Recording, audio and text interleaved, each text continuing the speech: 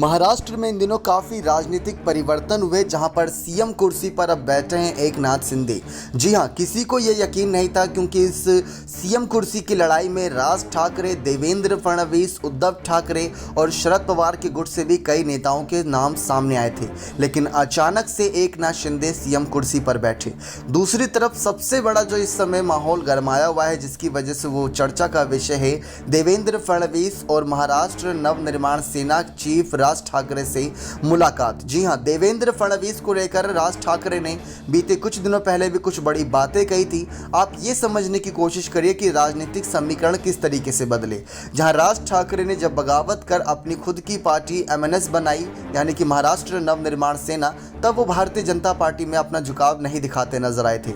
वहीं दूसरी तरफ जब एकनाथ शिंदे ने बगावत करी शिवसेना से, तब वो वहां पर महाराष्ट्र नवनिर्माण सेना की तरफ झुकाव दिखाते नजर नहीं आए, बल्कि यहाँ पर जो एकनाथ शिंदे के विधायक थे, जिनके साथ उन्होंने समर्थन पाया था, एकनाथ शिंदे ने 39 विधायकों की जो गिनती थी, वो आप सभी को बता दें तो वो सब मिलकर भारतीय जनता पार्टी का समर्थन कर रहे थे।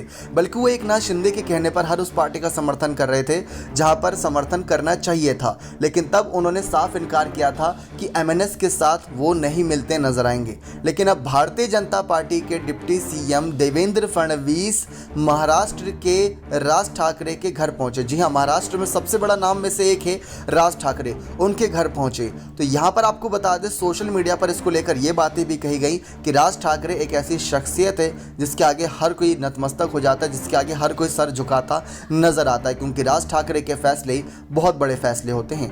अब ये समीकरण समझने की कोशिश करिए कि साल 2019 में जब उद्धव ठाकरे सीएम पद पर बैठे थे, तो उन्होंने भारतीय जनता पार्टी से मुंह मोड़ लिया था। गठबंधन हुआ था, महाविकास अघाड़ी का जन्म हुआ था, और उसके पीछे बताया गया था कि राजनीतिक सियासत में रश्मि ठाकरे के भी कई बड़े हाथ थे। रश्मि ठाकरे पूर्ण रूप से राजनीतिक में काफ़ी एक्टिव रहती थी। कई वक्त पर शिवसेना के बयान, जो आपको बता दें, शिवसेना के विधायकों के बयान ये रहते थे कि उद्धव ठाकरे इतना एक्टिव नहीं रहते जितना कि रश्मि ठाकरे एक्टिव रहती हैं, और रश्मि ठाकरे को चूल्हा चौका के लिए नहीं रखा जा सकता, उनको राजनीति में आना चाहिए, यहाँ तक कि सीएम बना देना चाहिए। ऐसा अब्दुल सत्तार का बयान निकलकर सामने आया था।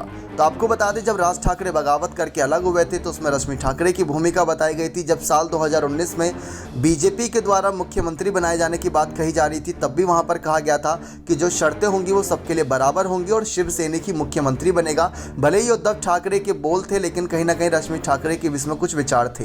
लेकिन अब आपको बता दें कि राज ठाकरे की मुलाकात हुई देवेंद्र फडणवीस से, कई घंटों तक बात चली, लेकिन ये बाद में देवेंद्र फडणवीस के द्वारा कहा गया कि हालचाल पूछने के लिए गए थे, तबीयत पूछने के लिए गए थे, क्योंकि उनकी तबीयत कुछ दिनों से खराब चल रही थी।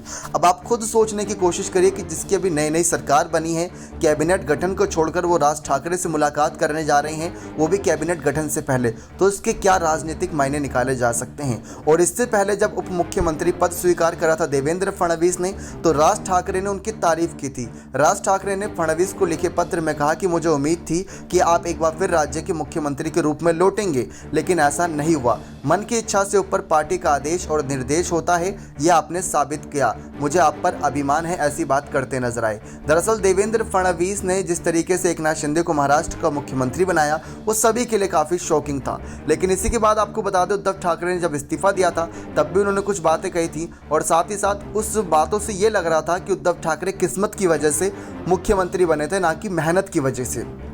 तो ये समय समय पर बात निकलकर सामने आती रही।